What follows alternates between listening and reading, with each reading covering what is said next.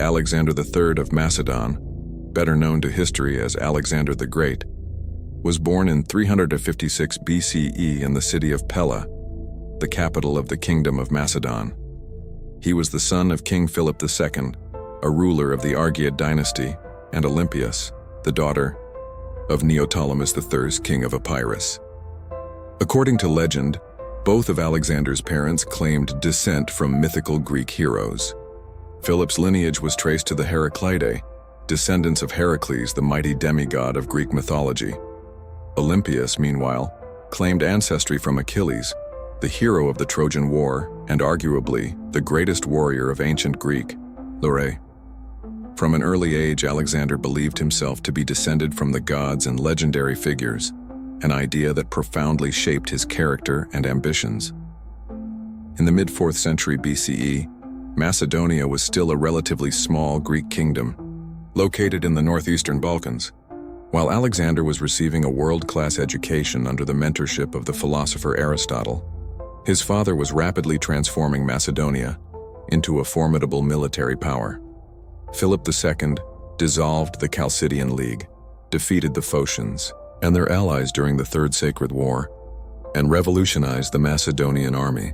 One of his greatest innovations was the creation of the Macedonian phalanx, which used the sarissa, a long spear measuring approximately 6 meters, twice the length of the traditional Greek hoplite spear. This new tactic made Macedonian infantry devastatingly effective on the battlefield. Alexander's first major military experience came at the age of 18, during the Battle of Chaeronea in central Greece. There, Philip II confronted a coalition of Greek city-states led by Athens and Thebes.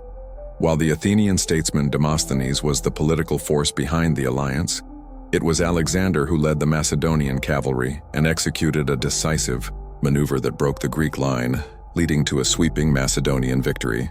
Afterward, Athens sentenced its generals to death and Philip became hegemon of the newly formed Corinthian League, a confederation of Greek states united under Macedonian leadership for an eventual campaign against the Achaemenid Persian Empire. This marked the first time in history that the majority of Greek city-states were unified under one political entity, Sparta being the notable exception. Shortly after this victory, tragedy struck. In 336 BCE, Philip II was assassinated by Pausanias, one of his own bodyguards, during the wedding of his daughter Cleopatra to Alexander I of Epirus. The motives remain unclear. Some say Pausanias acted out of jealousy. Others believe Olympias, or even Alexander, may have been involved. Regardless, Pausanias was killed while attempting to flee, and no definitive proof of a broader conspiracy has ever been confirmed. Philip had married 7 times, but Alexander, despite having 4 sisters and 2 brothers, was the only legitimate heir with a strong claim to the throne. His elder half-brother Aridaeus was thought to suffer from mental disabilities and was born to a woman of non-noble status, rendering him ineligible in the eyes of the court. Another potential rival, his younger half-brother Caranus, was mysteriously killed alongside his mother Eurydice and sister Europa shortly after Philip's death. Ancient sources differ on the circumstances, but some accounts suggest Olympias orchestrated the murders, while others believe Alexander ordered Caranus's death to eliminate any threats to his succession. At just 20 years old, Alexander ascended the throne of Macedon and inherited his father's title as hegemon of the Corinthian League. Determined to fulfill Philip's vision of conquering Persia, he first turned his attention to securing Macedonia's northern frontier, where rebellion had erupted in the wake of his father's death. In 335 BCE, Alexander launched a swift campaign across the Balkan Peninsula to crush uprisings led by various tribes and states. In modern-day Bulgaria, he defeated the Triballi in a decisive battle at Mount Haemus, securing his first independent military victory. Then, crossing the Danube River, he advanced into the lands of the Getae, who fled deeper inland after a brief clash with Macedonian cavalry, abandoning one of their settlements in the process. Next, Alexander moved against the Illyrians in present-day Albania. Clytus, an Illyrian chieftain, and Glaucias, ruler of the Taulanti, had taken control of the fortified city of Pelium, a key location on the route between Illyria and Macedonia. Before the Illyrians could unite their forces, Alexander launched an attack. Although his first attempt to storm the city failed, he quickly prepared for a siege. Before long, Glaucius arrived with reinforcements, placing Alexander in a precarious position, caught between two enemy forces. The young king now faced one of his most critical early challenges. They could not begin the siege, were surrounded by hostile armies on both sides, and were initially forced to maneuver. They then resorted to trickery and frightened the Tenti, with a bold attack on their positions, causing Gauss troops to retreat to Pelium. The Macedonian forces continued to carry out successful maneuvers and use military tricks such as feigning a retreat. Eventually, they launched a surprise night attack on the united enemy forces, resulting in the complete defeat of the Illyrians and Tenti. Cletus burned Pelium to prevent the Macedonian king from taking the city, and then following Glaucus fled to the lands of the Tenti in modern-day Albania. While Alexander was fighting the Thracians and Illyrians, the Greek city-state of Thebes, which had previously clashed with Philip II, decided to proclaim its independence. False rumors about the death of the Macedonian king during the siege of Pelium, financial support from the Persian Empire, and the signing of the defensive alliance with Athens. All of this encouraged the Thebans to believe in their own strength and start a rebellion against the Macedonian kingdom. Many city-states in southern Greece supported Thebes. Alexander's forces quickly reached Boeotia, where Thebes was the largest city. Upon the young king's arrival in central Greece, Thebes' only significant ally remained the city-state of Athens, where Demosthenes, a fierce opponent to Philip II and his expansion, continued his consistent anti-Macedonian activities. The Athenians supplied Thebes with weapons, but they did not dare to fight Alexander themselves. The Spartans, known for their military achievements during the Greco-Persian and Peloponnesian Wars, whose city-state was not part of the Corinthian League at the time, sent their own troops to the Corinthians, but even they avoided open confrontation with the Macedonian king. Alexander offered Thebes the option of surrender. They were to hand over the leaders of the uprising and release Philolaus, the commander of the Macedonian garrison, who had been surrounded by Thebans in the Cadmea citadel since the Battle of Chaonia. The Thebans refused. In response, the Macedonian king ordered the siege to begin. Soon his forces breached the walls, and Philolaus, with the garrison from Cadmea, broke out of the encirclement and attacked the Theban troops from behind. Alexander mercilessly punished Thebes for its uprising against the Macedonian kingdom. In addition to the 6,000 Thebans who died during the battle, another 30,000 inhabitants of the city were sold into slavery. Their city was burned, leaving only the temples, the Cadmea citadel, and the house of the ancient Greek poet Pindar, who 1.5 centuries earlier had been the court poet of Alexander the Mayor of Macedon, the ancestor and namesake of the young King. Thebes was destroyed, and the Thai became slaves. After such a decisive punishment, mainland Greece, including Athens, once again submitted to the Macedonian kingdom. Alexander was ready to carry out his late father's plans and begin the campaign against the Persian Empire. The king gathered an army composed of Macedonians, Greeks, Thracians, Arians, and mercenaries. The total number of troops amounted to approximately 48,000 soldiers, 6,000 cavalry, and 120 ships, with a crew of 38,000 people. In 334 BC, this army crossed the Dardanelles Strait, which the Greeks then called Hellespont. Soon, near the river Granicus, the first battle against the Persian army took place under the joint command of Arsites, the satrap of Hellespontine Phrygia, Arsum, the satrap of Sicya, and the Greek general in Persian service Menon of Rhodes. The Battle of Granicus still sparks intense debates. 3 ancient Greek historians, Diodorus of Sicily, Plutarch, and Arrian, provide different accounts of the events. Modern scholars also have varying views on the number of troops, the course of the battle, and the casualties on both sides. According to the most widespread version, the Persian Empire's army had a numerical advantage, but suffered much greater losses. After Alexander the Great's victory, a significant portion of the Persian army retreated to Halicarnassus, and the satrap Arsites committed suicide. 2,000 Greek mercenaries who had fought on the side of the Persian Empire were enslaved and sent to Macedonia. The young king ordered that 300 sets of Persian armor be sent to Athens as an offering to the city's patron goddess, Athena, the goddess of wisdom and war. He also commanded the sending of an inscription marking the absence of Spartans in the united Greek army. Alexander, son of Philip, and all the Greeks except the Macedonians present this offering from the spoils taken from the barbarians who inhabit Asia. Next, Alexander's forces occupied the city of Sardis, the former capital of the Lydian kingdom, and the center of the Persian satrapy called Sparta. After this, the siege of Miletus took place. The Macedonian king's fleet, consisting of 160 ships, organized a naval blockade and took control of the ports of the once influential Greek city, which had been a part of the Achaemenid Empire for half a century.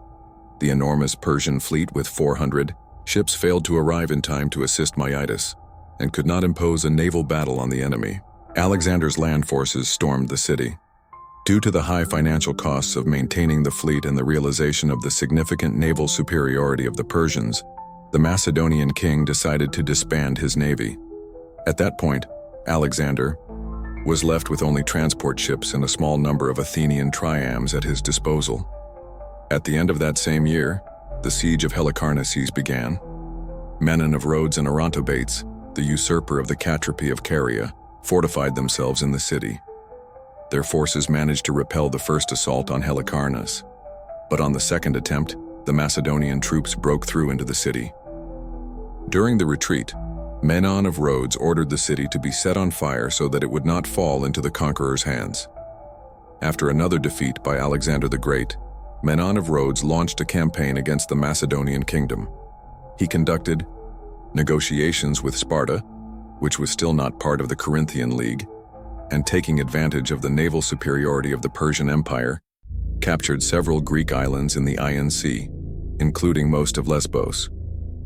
Upon learning of Menon's successes, the eloquent Diosanes began urging Athens to revolt against Macedonian rule and spreading false rumors about Alexander's death in Asia Minor. Many scholars tend to believe that Menon of Rhodes and his campaign could have become the greatest threat to Alexander the Great and forced the Macedonian king to prematurely return to the Balkan Peninsula. Though Menon of Rhodes died during the siege of Mytilene, the main Greek city on the island of Lesbos. According to various historical accounts, the cause of his death could have been illness or poisoning. The Persians are sometimes cited as the perpetrators of the poisoning, allegedly punishing the Greek general for his excessive ambitions. His widow Barsine, the daughter of the Persian general Artabazus II, who at the time was held at the Persian court as a guarantee of her husband's loyalty, later became the lover of Alexander the Great and bore him an illegitimate son, Heracles. Alexander the Great continued his conquest of Asia Minor. In 333 BCE, a legendary event took place. Alexander entered Gordium, the capital of the ancient state of Phrygia, which was then part of the Persian Empire.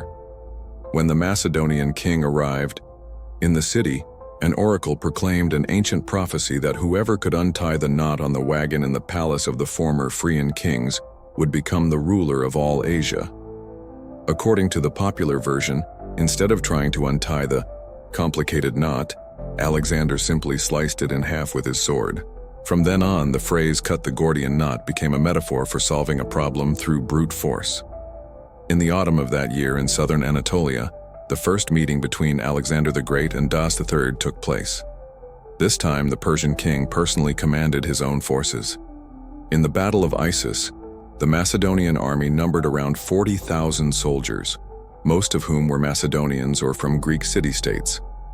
Alexander primarily relied on the Macedonian phalanx, the heavy infantry, as well as the striking force of the cavalry. Ancient authors reported a massive numerical advantage for the Persian army, which was said to outnumber the Macedonian forces by more than 6 times. Some ancient historians even claimed a colossal superiority of 15 times. Modern researchers offer more modest estimates. Given the material and logistical constraints of the time, armies of over 100,000 were rare. Most historians believe the Persians had a numerical advantage of about 2 to 1, with a total number not exceeding 100,000. Among Das III's forces, Greek mercenaries and the military elite of the Persian Empire, the heavy infantry known as the Immortals, were especially notable. Alexander the Great positioned his cavalry on both flanks. He commanded the right personally, while he entrusted the left flank to Parmenion, his father's experienced general. On the right flank, Alexander also placed a small number of archers. The Macedonian phalanxes and additional troops were stationed in the center. Meanwhile, Das III concentrated his cavalry on the right flank, and the King of Kings, as he was called, along with the Greek mercenaries, Royal Cavalry Guard, and the Immortals, positioned himself in the center. On either side of him were other Persian forces, mostly infantry and archers. The armies were divided by a river. In addition, Das III had previously sent separate detachments of heavy infantry that crossed over to the Macedonian side of the river and positioned themselves alongside Alexander's cavalry. The Persian cavalry attacked Parmen's left flank, which had to hold off the enemy's pressure throughout the battle. Meanwhile, the Macedonian phalanxes in the center launched an offensive. But on the other side of the river, they encountered fierce resistance from Das III's Greek mercenaries. Alexander then sent detachments to block the heavy infantry of the Persians, which posed a threat to the Macedonian right flank, and led his cavalry in a decisive attack between the center and left flank of the Persians. After a successful advance, Alexander decided to press the advantage and attacked directly at Das III and his guards, forcing the Persian King of Kings to flee the battlefield. All the same, Alexander could not pursue the enemy, as he had to assist Parmen and save his left flank from being routed. Meanwhile, the Persian forces, seeing Das III's retreat, began to fall back. According to modern estimates, the Persian losses were between 20 and 40,000, while the army of Alexander the Great lost between 5 and 7,000. Notable Persian satraps, including armies who had fought against the Macedonian king at the Battle of Granicus, were killed. The Battle of Issus marked the end of the Achaemenid hegemony in Western Asia. It was the first defeat for the Persian army under the personal command of Das III, who fled the battlefield, allowing Alexander the Great to capture his family, his mother, wife, and 2 daughters. These women had accompanied Das III on the campaign, but now became honored captives of Alexander.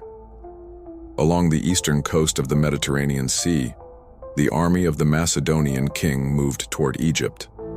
All the same, in 332 BCE, they were forced to begin a 7-month siege of Tyre, the largest and most important city-state of Phoenicia. Alexander the Great wanted to capture Tyre because the city-state could serve as a harbor for the Persian fleet. The inhabitants of Tyre refused to surrender to the Conqueror. They did not want to allow either Macedonians or Persians into the city, so they denied the young king permission to pray at the temple of Tyre's patron deity, the Phoenician god Melkart, whom Alexander identified with the legendary hero Heracles, one of his legendary ancestors. Eventually, negotiations led to the Tyres killing Alexander's envoys. In ancient times, the city of Tyre was located on an island and had walls extending all the way to the sea, which made it nearly impregnable. After his victory in the Battle of Issus, Alexander the Great was able to rebuild and even expand his naval fleet. Phoenician city-states such as Byblo, Arwad, and Sidon had already been incorporated into his empire and provided their ships. In addition, Alexander received assistance from the king of Cyprus and Greek city-states of Ionia. According to the popular version, Alexander ordered a blockade of Tyre by sea and began constructing a causeway to connect the island to the mainland. City's inhabitants fiercely resisted. Ultimately, after a long and arduous siege, Alexander's forces managed to break through Tyre's walls, and they quickly stormed the city, capturing it. After the fall of Tyre, Alexander the Great destroyed half of the city. Many of the adult men were killed, while the women and children were sold into slavery. Even so, the Macedonian conqueror spared the tyrant king Azamil and his family, as well as many of the noble citizens. Azamil was allowed to remain as the ruler of the city. But from that point onward, Tyre became part of Alexander's empire. After the fall of Tyre, Alexander's forces turned their attention to Gaza, the last city before the desert, separating Asia from Egypt. The defense of the city was led by the eunuch Battus, who had prepared Gaza for a long siege. He hoped to delay Alexander's forces long enough for Das III to assemble a new large army capable of resisting the Macedonian conqueror. Despite this, Alexander's army, now experienced from the siege of Tai, was able to capture Gaza in just 2 months after several unsuccessful assaults. The city eventually fell, marking another victory for Alexander as he continued his march toward Egypt. After the defeat, Pontus refused to submit to the new ruler and was executed. Punishment for resistance had already become a common practice for Alexander. Many of the city's inhabitants were killed or sold into slavery.